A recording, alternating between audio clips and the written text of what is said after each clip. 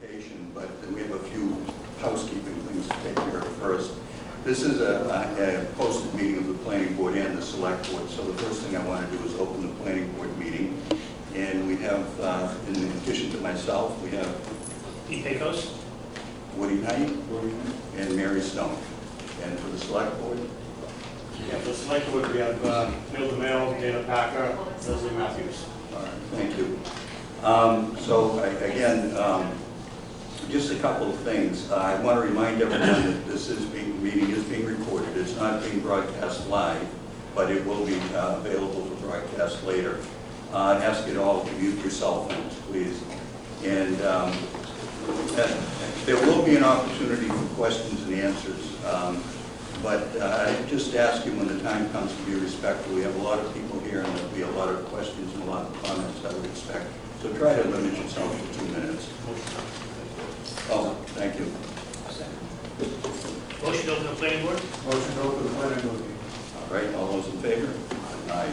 I think I'll need a motion to open up the select board. Second. Any motion first? Motion. You can open it. So moved, Bill. I'm lazy tonight. All in favor? Aye. Thank you. All right, so anyway, with that, I think I'm going to ask Martha Taylor, our town planner, who's also at the table here, to introduce our speaker. Thank you, and thank you all very much for Is it coming. working, Martha? Is it working? Can you hear me? Yeah, it is. When you get close, yeah. Okay, okay, I'm not used to microphone stuff. So anyway, I just want to welcome you all. Thank you for coming out on a steamy June night. I really appreciate it. We're trying to get the air down in here. Hopefully it'll get a little cooler. As Larry said, I'm Martha Taylor, Planning Director for Newbury. And I'd like to introduce Emily Innes, who is our planning consultant. She has been working with us since December of 21. And Emily is a very well experienced and wonderful planner before opening her own business in December of 20.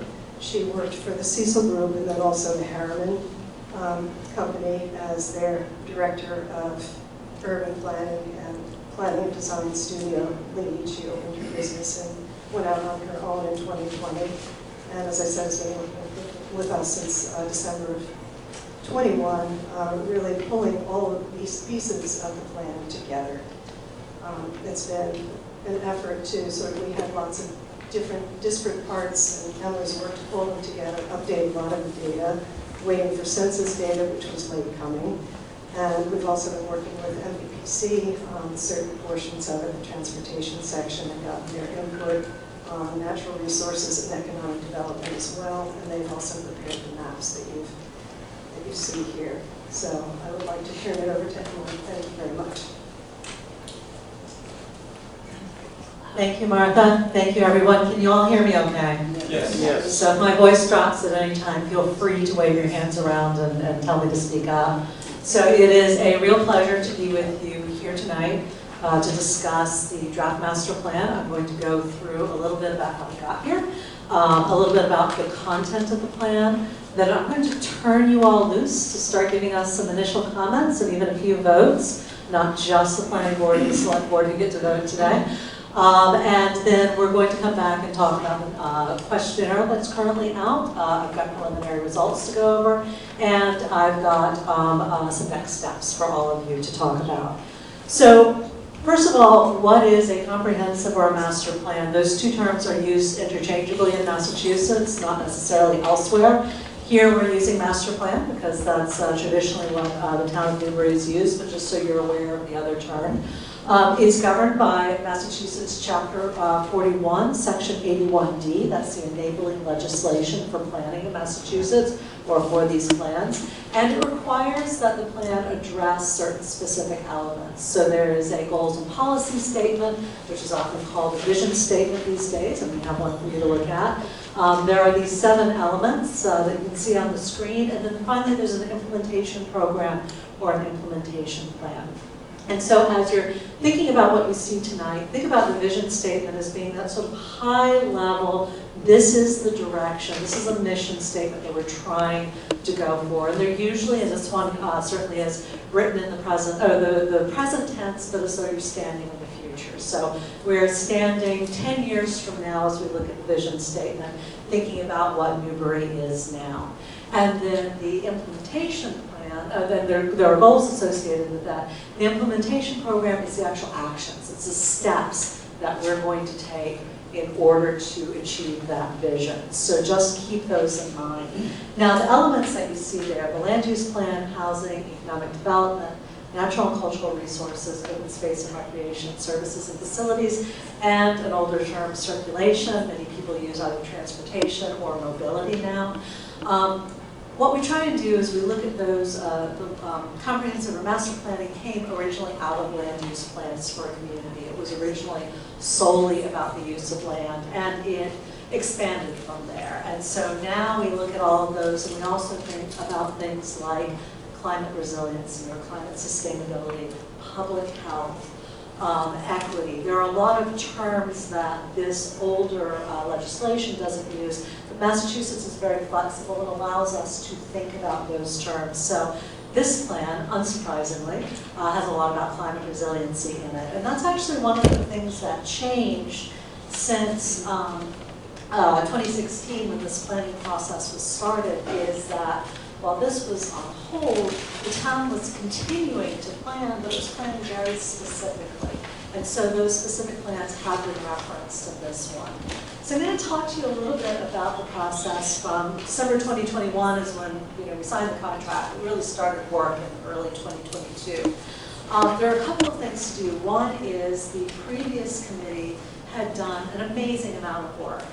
And there was a lot of information, a lot of initial writing, but it was very specific to the individual elements. So we had to figure out, how do we take these chapters, how do we take these work and turn them into a plan where the different pieces speak to each other. So that was part of it.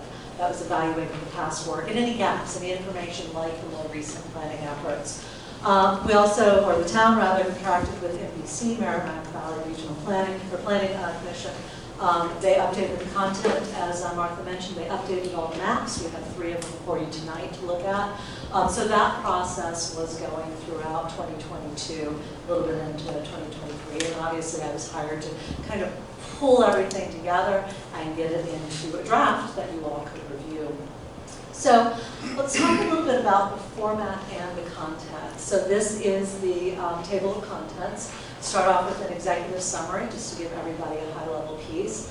And I'm going to go through each of those chapters by turns, so just to walk us through. So the executive summary, in addition to saying, here's the high level of what this process was about, talks about the immediate next steps. So one of them is updating other planning documents, right? The comprehensive plan, or the master plan, sits on top of other documents that communities do. Hazard production plans, hazard mitigation plans, municipal vulnerability plans, open space and recreation plans. So some of those have been in progress or are in progress right now with NVPC, and others have yet to be done. So that's an initial high level. This should really be the next step. And then the other piece, and this is something that some communities do and some communities don't do. So, it's very community-based, but appointing a master plan implementation committee. And frequently that committee can have varying charges, but one of them is just to keep an eye on the implementation plan and say, hey, where are we? Where are we going? Where have we been? What have we accomplished? And we can strike off. And that really helps it to be a living document, right? Not one that sits on a shelf gathering dust somewhere, but one that the community is actively using. But there are other ways of doing that. We recommended this here.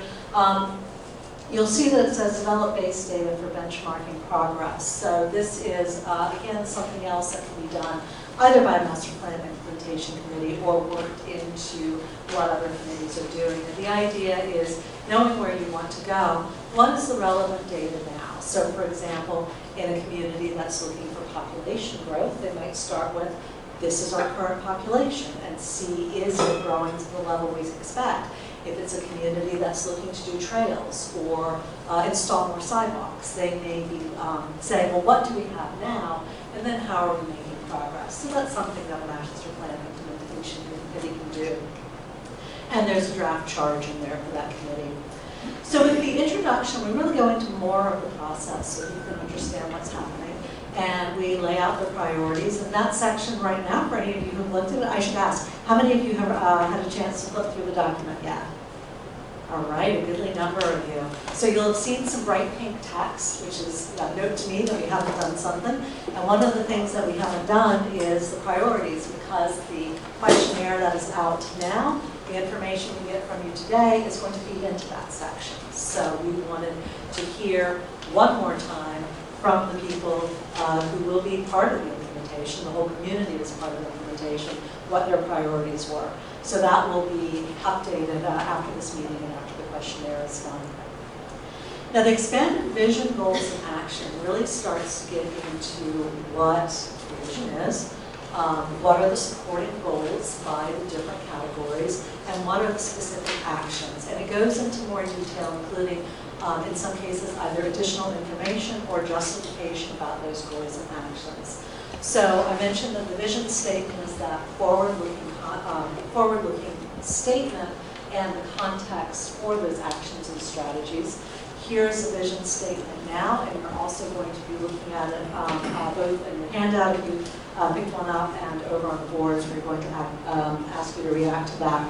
But just to give you a framework for it, we're looking for, again, those high-level goals of what the town is in 10 years and trying to make sure that we're covering all of those elements, but also going beyond. So, for example, the first one consistently engages the residents of its 3 villages to build a strong sense of community through proactive discussions to enhance the identity of each village and the town as a whole.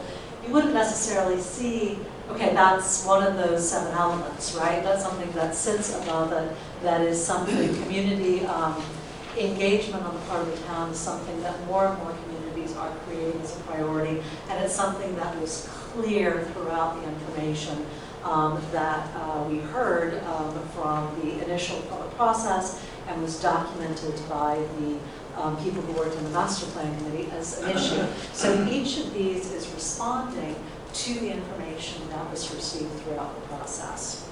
I'm going to break it down a little bit further. So you have the vision, now you've got the goals and actions based on those planning elements. And I'm going to ask you to think about themes, and I've color-coded it to make it a little bit easier for you. But as you look at the goals and actions, you'll see that strengthening the resiliency of and preserving natural resources is a theme that's running throughout all of the goals. Building and supporting community connections, which include housing options, also running throughout the goals. Supporting the local economy, and here's where you understand or discover that a lot of these planning elements are related to each other. So for example, you can't think about an economy without also thinking about the housing that's supporting the workers in the economy. So you're going to see that as a theme running through. And then addressing safety concerns about existing infrastructure is also kind of a high-level theme that's running through. And so here's an example of how some of those goal statements are addressing one or more themes within the goal statement. So land use is really something that sits, that all of the elements work together, right? So when you're thinking about these other elements 2 through 7, they all have components of land use. So for this plan, we started with that one. And you can see that the information that came through during the planning process is very much about balancing preservation with other options, whether it's development, what that scale of development is, balancing the infrastructure with preservation of natural and historic resources. So you'll see again that green coming through over and over again. This community is a community that values its natural resources, that values its historic, and with that, its cultural resources. And that's been an overarching part of the process. You'll see too the blue where the encourage participation, build support. Again, this idea of reaching out to the community, making sure that communication between the town and the community is strong. And then the appearance of safety, you'll see that again as we get through to infrastructure. So a lot of these things, when we think about community services and facilities, that's what the town itself has as a resource both for community members. So for example, Council on Aging, this very library, is a community service, and the facilities are the buildings and infrastructure within the town. So we're looking to find out what the town needs to do to support those, what it is that the residents wanted, and incorporating in this. So you see things like, for example, municipal offices, Council on Aging, finding permanent locations, expanding library hours. How does the town support the things that really build the community? And you see those colors coming through, evaluating space usage for Newbury Elementary. And then again, you start to think about development. Well, there are limitations to development, right? One of those is resources, infrastructure resources, and that's where you see, well, people are thinking about development, which may or may not be the case. You do have to think about the water and sewer and roads, the conditions of those. So again, themes that are working throughout this.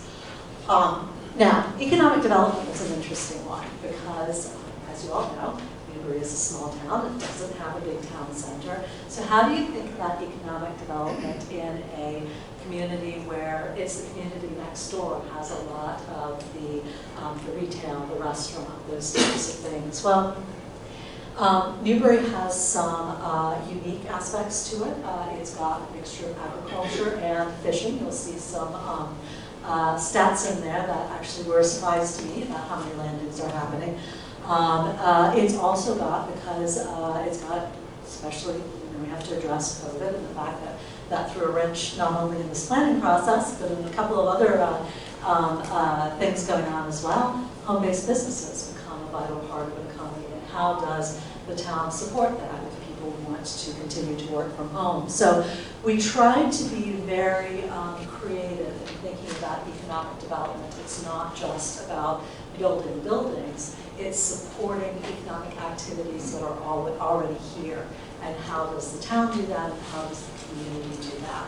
I think that this idea of creating more opportunities for people to build businesses, more opportunities for people to live and work in the community is something that started a little bit in the earlier planning process, but came more to the forefront after thinking about COVID and people's desire to not commute as far to work. Historic and cultural resources, so a lot of this is about preservation, maintenance, enhancement, and you start seeing here too some of these ideas about possible ways of thinking about other regulations that the town can do. So for example, zoning regulations. How do you use zoning regulations, you'll see it here when we get to housing, to help preserve historic resources, to help preserve natural resources while allowing some change to occur? How does a community think about that balance of control and flexibility to let things that people want to see happen, but while maintaining the things that they value? And these two sections are very much about that. Maintain the historic integrity, for example, of Newbury's existing villages. Every community is wrestling with change. How does Newbury want to think about maintaining control over that change? And then obviously preserving historical records, that's part of that communication, right? That's part of that cultural aspect of a community. How do you value what came before you and preserve that? So with housing options, and again, Newbury is not alone in its struggle on housing.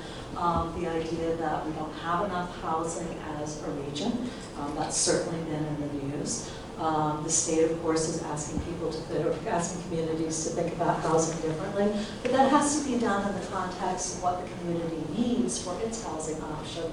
Newbury, like every other community, is wrestling with aging population. It's trying to keep the possibility for people to stay in their communities as they age. Is the right housing stock here?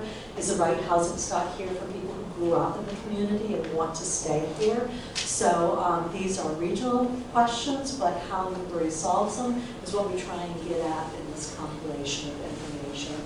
And then again, if you're going to do housing development, what types is it, where is it, and how do you preserve those things that very much made Newbury special and attracted people here in the first place? And I can tell you, reading through some of the comments in the questionnaire today, those natural resources were very much at the forefront of most people's mind in moving here. So That's an important value. Here we are at natural resources, an unintentional segue. So this was probably the biggest one in terms of thinking about future impacts, because obviously we have Plum Island. We've got impacts from sea level rise that reach beyond Plum Island. We have the Great Marsh, a huge resource. We have forested areas, at least 2 wildlife management areas. These are amazing resources, not just for us here in this community, but for the region. And so there's a lot of great information that the earlier committee pulled together on this. It does also references more in-depth documents that talks about this, but this is going to be a huge priority for Newbury over the next 10 years. And finally, transportation, which doesn't look like very much because it's only got 4 actions, but I can promise you that under those actions are a lot of detail. NVPC did a great job of identifying specific roads and intersections that need to be addressed. And so if you're at all concerned about transportation, I suggest that you delve into that.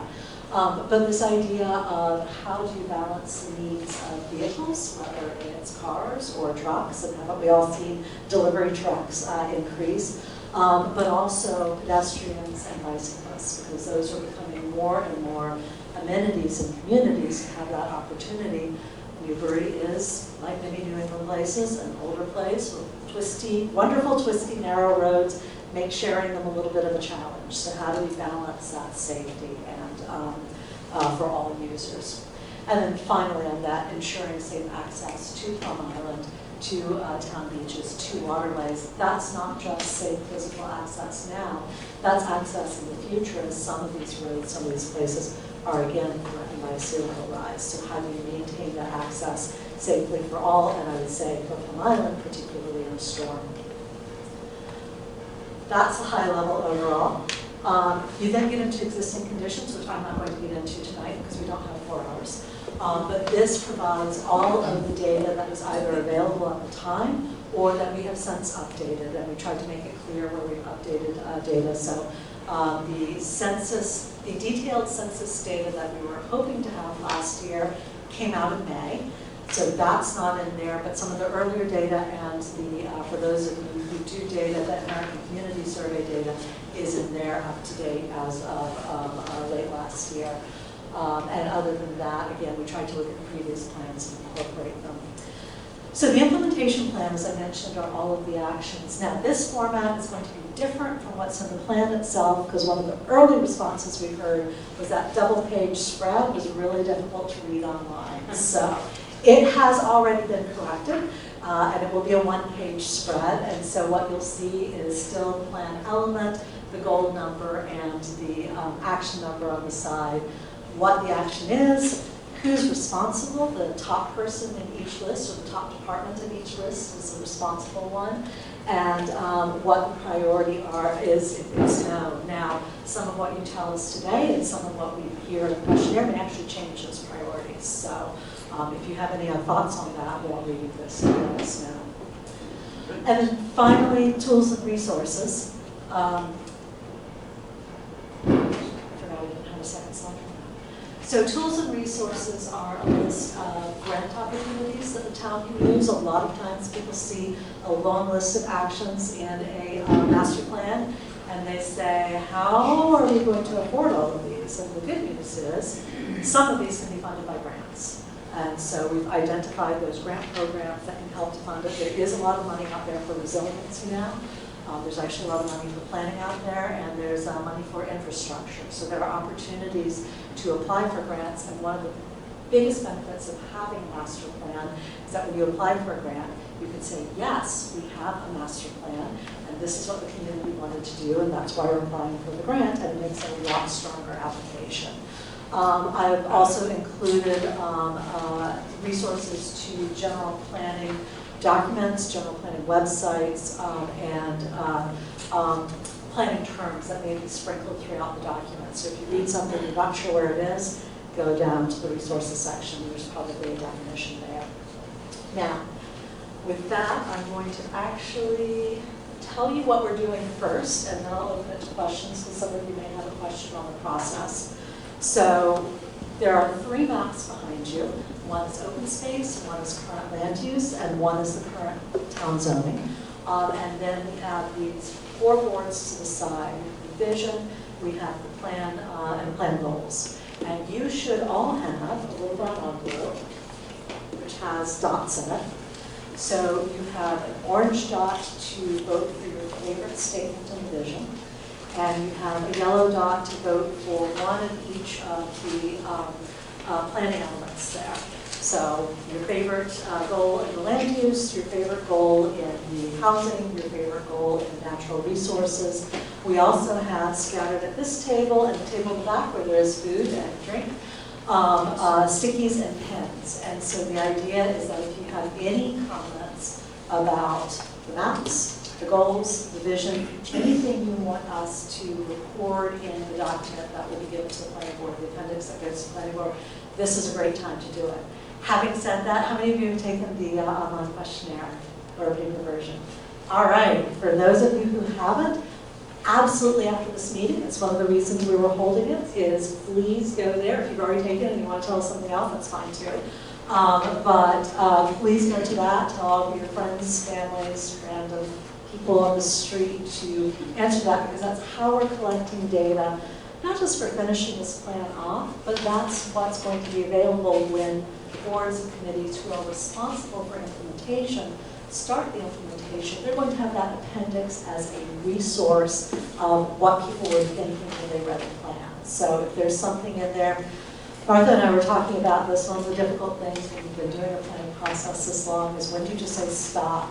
We need to have it done. And knowing that it was an extended process, because there was a pandemic in the middle of it, it's hard sometimes to say, well, if we just took one more month, we could do X, Y, Z. So we do have to stop and say, okay, this needs to move to that next point in the process. But we wanted to make sure, talking with others, we wanted to make sure that we got people's thoughts. So that's what today is about, and that is what the questionnaire is about. Now, I'm going to release you in 2 minutes. After we do all of this, we're going to come back and have a chat and talk to you about next steps and also about what we've heard today on the online questionnaire. But before I do that, are there any questions either about the format or the process tonight? Yes, ma'am. So this is the question, it's a comment. Actually, I have a very loud voice, believe me, you are not going to need I'm not going to need a microphone. I'm Karen Wakefield, and I appreciate all the work everybody has done. I am the chair of the First Parish Church Cemetery Committee, and I'm particularly interested, obviously, in a section regarding our historic cemeteries. Yes. So you write that a particular concern is providing, quote, maintenance for the Byfield Cemetery, a privately owned cemetery. The plan also mentions developing a comprehensive preservation and management plan for the first settlers' burial ground. Yet there is no mention of First Parish Church burial ground located in the registered historic district around the Upper Green. Currently, the First Parish Church takes care of this cemetery, and it's astronomically expensive. It's 3 acres of mowing and shrubbery, and it's a mess. It's massively expensive, and so we need an ongoing plan as a town of what to do with this cemetery. So I would like it to be included in the master plan document. I've asked for help in the past several times, and have been told that it is one of many cemeteries in town, and therefore if they help us, they have to help everybody. Well, now that Byfield and the First Settlers have management and/or preservation plans, I would like you to include the historic First Parish Church cemetery ground in the master plan. Thank you. Thank you very much. Appreciate knowing that. Other questions, comments? Yes. Ellen Ellsworth, I'm loud as well. Okay. I'm just curious in terms of timing. You're looking, and I apologize for being a few minutes late. How long you're going to be collecting the data in terms of the questionnaire, and then pull it together? July 14th. And I'll go through this. Oh, I should have said that if people, after putting comments and dots, we all know that you have lives and families. If you have to leave, no worries, but we will talk about it at the end. But I will tell you now, we're going to close it July 14th. So that gives me a chance to put everything together. And we wanted, especially with the July 4th weekend, we wanted it to be open for quite some time. So I think it's open for about a month, all told. Yep, absolutely. Other questions? Yes? You mentioned an oversee group to oversee Yes. all of this. Is this usually, according to your experience, is this something that's handled within or outside? So just to repeat it, the master plan implementation committee handled within or outside, you mean in terms of town government? Yes. Yes, excellent question. So it's usually, it can be done a couple of different ways. The one I know best is usually joint appointment by the select board or the planning board, because generally those are the two, tend to be the two bodies with the most responsibilities under a master plan in terms of the implementation portion of it. But there are various different ways of doing it. But usually it is a body of the town government. So some people just do it as a straight appointment. I think some may do a bylaw change to allow for it. Obviously, if you're a city, it's a whole different method for that. Yes, sir. I haven't read the whole document, but listening to you this evening, I hear no mention of technology and of the impact of technology and embracing it, both to improve the efficiency and effectiveness of town government, but also communication, which is really terrible in town. I mean, you send a green Coast Guard out and maybe get slipped on the outside mailbox, but it would be very, very good if we had an effective website for the town and an effective form of communication between people. So just repeating that on the communication and technology side, the idea is to have use technology more frequently to communicate with people, to have a more effective town website, to use those tools that are out there. You're going to be very interested in these today questionnaire results, because we did ask people how they heard about the questionnaire. I think you'll be interested in the responses. The other thing that we did is we're comparing it. So the demographic questions at the end of the questionnaire are the same that were used for the questionnaire in 2016. So you can have an idea of who answered it then and who's seeing it now. I think you're going to be fascinated by the responses on that, because they ask that same question about how do you want to be communicated with by the town. The answers are very different, and technology is part of that. So. Well, I believe in transparency of government, local government, so we're a long way from that in this town. The idea of transparency, and you can see that's one of the reasons that idea of communication came to the forefront. That was clear through reading through many of the documents. Any other questions? Yes, sir. So I don't read that either. That's great. So it's obvious you have a very comprehensive plan. Logic says that the next thing you're going to have to do is prioritize the areas. What follows after that? Implementation. The area that I'm most interested in, because I think it should be a high priority, is safety.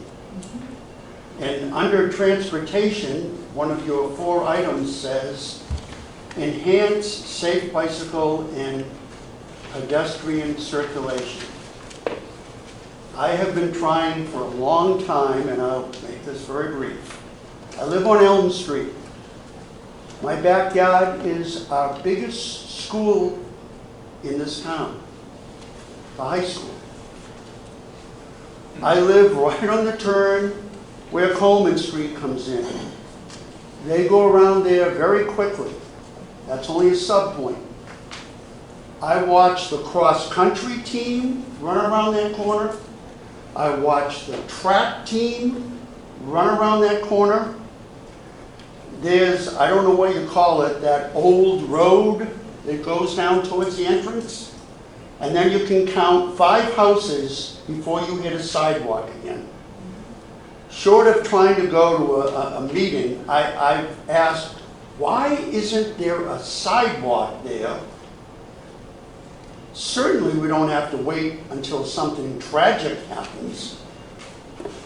Someone told me that when the high school went in, that was supposed to be part of it. In the clerk's office, they were fantastic. I spent an hour and a half going through every paper about that high school, trying to find out why, if this was the case, which I didn't find anything that said they had to put a sidewalk in. So you can see where I'm going. Why can't we get a sidewalk put in there? I mean, I saw one of the highest transportation items was, and I love hiking, I love these trails, but to put a trail in from George Center, that's great. But for 5 houses, let's put a sidewalk in before one of our kids or the elderly, because we have right down the street that over 50 elderly housing, they walk by my house all the time. And trucks, you know, because we're a major connector to 95, they zoom by there. Someone's going to get hurt. So that is exactly the type of input we'd like to hear tonight, is what was missing from the plan. Again, 2016 to now, you know, there have been a lot of conversations that happen. That is extremely helpful. Complete Streets and Safe Routes to School are both state-sponsored programs that sometimes have grant money. Do you want to, I don't know, Martha, do you want to say anything about Complete Streets, or we'll just wait till we get into the details later? 5 houses. Five It's only houses. 5 houses Yes. you need to put. Yeah, no, that is Because extremely there's a sidewalk helpful. on the other side. Just And 5 houses, make a sidewalk. When you go to the map, put a sticky on the map.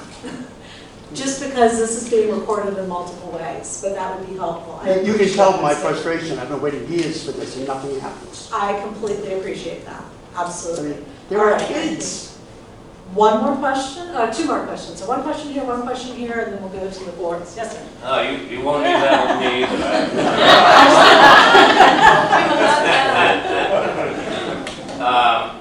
I have 3 pages of comments here, so I won't go into detail, and that's just with the goals, and it's the only part I could get to read. I spent about 6 hours. Anyway, I had a problem with the cover. Don't laugh.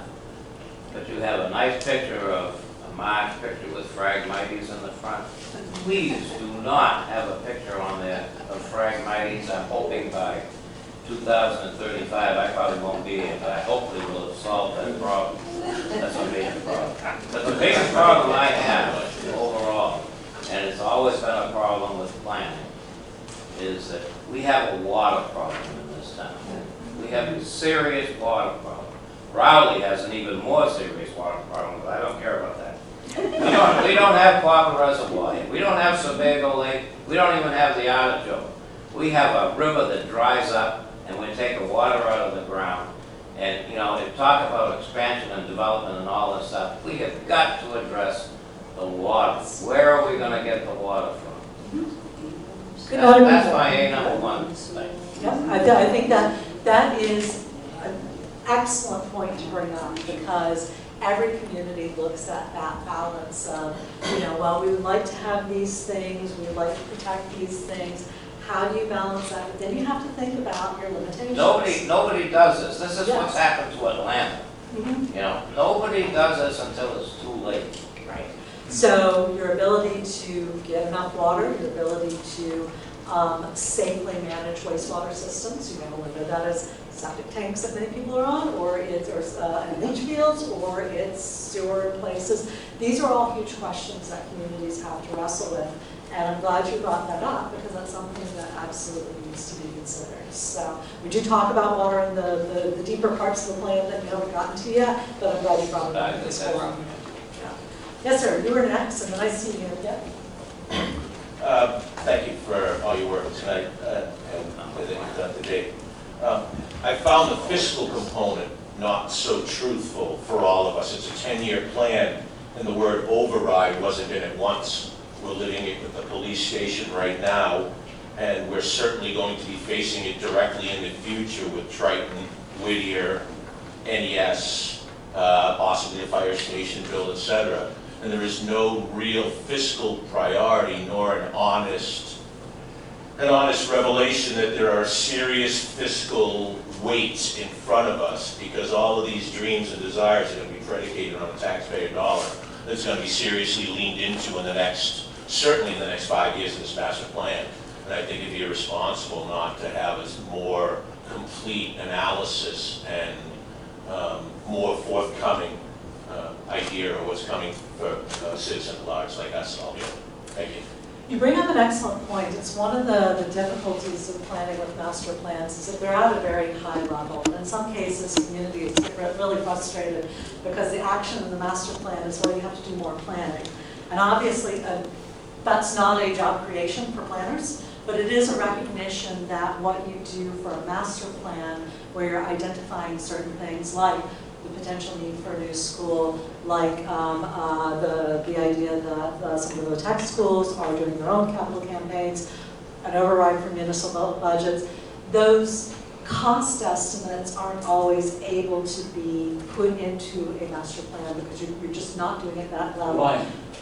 Because you have to have other studies to understand what that cost is. So for something like where the VOTEC schools, just to take an example, where you know what that cost is, that's helpful. But if you were to say, let's just say for the moment, for the sake of an argument, because we're in the library, let's say the library needed an upgrade in 5 years. You would have to have a whole study on the cost for that. So at a master plan level, you would say an action is to evaluate upgrades needed for the library. You would need to do a feasibility study on that. It's just how the structure of the plan goes. You may remember I was talking about the master plan sits above these other types of plans. Same is true of resiliency. So I worked with the town of Situate, which was facing similar things. They have long miles of seawalls. And they knew that A, they were going to have to repair those seawalls at some point, because they're also affected by sea level rise, but they also knew that they were going to have to do something about their schools. And they did actually have costs on some of the infrastructure for the seawalls, but they didn't have the costs yet for the schools. So we had to say in that, pretty much so what you just said, which is you're going to have these fiscal impacts. Here's how you need to think. We know we don't have those numbers yet. Here's how you need to think about those within the context of the plan. So that's something that if that is important as we're all talking here, we could certainly add that section that is yet to be written because this meeting had to happen first and the questionnaire has to be finished. That's certainly something that we could add to that. And the reason I brought it up is there is a 5-year capital investment Yes. plan with the town. I didn't see it in the document anywhere, and it should be part of what citizens should be, quote unquote, looking forward to. That's a really interesting point. It does speak to one of the other harder things about planning is the master plan is a 10-year lifespan, right? So you don't want to put something in that's, well, sometimes you want to put something in that's happening next year, so you can tick it off. But in general, you want to make sure it's that balance of near-term events and long-term events that you're looking at. Whereas, the capital plan is 5. When I was working in Situate, we had the master plan at 10 years. We had their downtown resiliency plan so that one we were actually looking at 15. We had the downtown resiliency plan for 2050 and we had the coastal plan for 2070. Those were 2 other teams. And trying to balance the actions now to address 2050 and 2070 was really difficult. Sorry, I think you had something, but this woman in the back had something first, so I'm going to come back to you. Yes, ma'am. Oh, I have a question about a private sewer in Newbury that goes into Newbury Port, but it's on private property. And it's about 40-odd years old, I don't know exactly. But I'm wondering when the town will get together with Newbury to upgrade it, even though it's on, I don't know, 4 or 5 lawns on private property, because it could be a public health issue. Public health, that's what we're talking about. That I do not know the answer to, but I'm happy that we're taking it down and I am trying to find that. Because I have let the Board of Health know, and, no one seems to care or know, and I think the two, both Newbury and Newburyport, should work on it, since Newburyport, gives you the bill, but it's in the town of Newbury. There is a plan in the back of the document. Well, it's on the website, it's a separate plan. Here it's in the back of the document, and it is the water resources, including known sewer lines. You might just check there and see if it's on there, and if not, I don't think it is. Okay, great, thank you, I appreciate that. Sir, you had something, you want to, right? Okay. You would think that the master plan would include something, when we know all these expenses are coming No, up. it's a sewer. How are we going to pay for it? Sewer. Do we keep going back to the tax plan?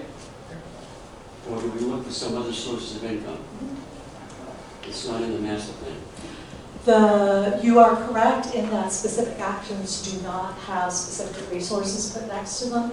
We do have the grant section in the back and the resources that lists the appropriate grants. I think you're a long way from grants with 65 million for Triton and 350 million for Whittier. And that is a good point, because neither of those would be able to be covered by grants. So that is an excellent point. So how is the master plan going to start to look into generating income to pay for these things, other than the tax rate? So I think that's going to be the next step of the conversation. I'm glad you brought that up tonight, because that's where we're going to record this and put it in for the next step. So I appreciate that. All right, everybody, I do want to give you a chance to go around and look at this and start some votes. So remember, orange dot. Yes, ma'am. I was going to ask, what was the colors again? Good question. Good segue. Orange dot on the vision. You get one vote on the vision tonight, and the yellow dots, one for each of the elements. So land use, housing, economic development. If you do the online questionnaire, or I think there's paper copies at places around town, you get 2 votes per element. But tonight, just one, so we can actually see the stickers. And we'll give you all about, say, 15, 20 minutes to wander around and get a chance to look. Don't forget the maps, and don't forget the stickies to add more questions. What are we doing with the map? Just look at them, stickies, and conversations. So it is getting relatively late. We are all giving us a lot of your time already. So I'm not going to go through every slide on the results today. I'm going to give this updated version to Martha, because I got one item that was offline and had to fix it before that. So I'm going to give it to her. It'll be online, so you can go in and have a look at it. But I did want to let you know that as of 9:30 this morning, we had 72 responses, which is terrific. We do have a ways to go. I have one community that recently had almost 300, so start getting the word out that it's there. Couple of interesting things. So we asked people how they heard about the questionnaire, and I'm going to pause on another slide later that talks about how people want to be communicated with. So I took the top 3. So social media was 25, email was 36, and postcard was 29% of respondents, and then there were a couple of different others. And interestingly enough, of the people taking the questionnaire, 54% actually reviewed the plan for taking the questionnaire, and 46 did not, which is fine, because the high-level questions, you don't need to have read the whole thing to take it. But I think the detail is really, really interesting. Excuse me. Yes? That's a really... I don't want to discourage people from taking the question. That's really inferior data. We got the card on Tuesday, and today is Thursday. Yes. This is not the final results. I know, These are just prelim. It's really unrepresentative. Of course. Yes, absolutely. Completely understand it's unrepresentative. But I was hoping to light a fire under anybody who's watching this and hasn't yet taken it. So for that reason, I'm not going to go through all of these, but just to let you know that we're starting to see some early results around the different elements, which are really interesting. And I think when I see the final ones on July 14th and shows the planning board, I'll tell you about that meeting in a little bit. It's going to be fascinating. So just note that people are responding, and we're starting to see those. Oh, this is the one I wanted to stop on. So I mentioned that we were comparing this to the results of the 2016 survey, and this is people's preferred communication. The green is now, and the blue is 2016. So interestingly, what's changed is that actually more people wanted to hear by mail now than I would have expected at this point. Email, roughly the same. Social media has definitely ticked up, and not surprising, because from 2016 to now, people have gotten a lot more familiar with it. Town website, not far off. But I think what's going to be interesting to think about, and this is to your point about representative data, is to date, we have some different profiles in terms of age of people who have responded. So in 2016, we had far more in the 50 to 64 age bracket, for example, than we do now, 30 to 45, roughly even. Under 20, there were actually 0.03% in 2016. To date, we have had none. Any of you who may have high schoolers at home, or even middle schoolers, be really interesting to talk to them about what they think about the vision and the goals, because they're growing up here. And I do love it when we get younger people answering surveys like the questionnaires like this. More people with school children, more people. Oh, this is an interesting one. I moved here from elsewhere more than 5 years ago. Is a high percentage of the people who have responded to date. Most people to date, Newbury and Old Town rather than Byfield or Plum Island. And again, all of this will be online, so you can see it then. And most of the people who have responded are homeowners, which is unsurprising given the housing stock there. Most people are either employed or self-employed outside of Newbury. So with that, again, this is just to spur you all to get people to answer the questionnaire. I'll be interested to see if how those numbers change. But finally, schedule for adoption. So somebody mentioned that, asked, how does this get adopted? It is under 81D. It is by the planning board. The planning board adopts the master plan. Again, when you see the implementation plan, you'll see that it takes a village to implement a master plan, right? Because there are a lot of responsibilities in there, but adoption is through the planning board. So we're having a meeting today, public comment period. The questionnaire ends on July 14th, July 19th, so rapid turnaround for me. I'll be presenting the results of that to the planning board, and they'll start their discussions on the master plan itself. And I've got, again, the information up there. I'm going to take questions again, but before I do, I just wanted to say that somebody asked where I was from, and I noticed that I was mentioning the word "we" a lot during this presentation, so I live a 15-minute walk that way. I'm actually a Byfield resident, and it's been a real privilege working on this master plan for the community. So don't often get to work where I live. So I learned a great deal. I was one of those people who moved here just over 5 years ago, and I learned a great deal during this process. So I appreciate the opportunity to learn more about my community and to help with this planning process. So with that, any further questions for tonight? Yes, sir.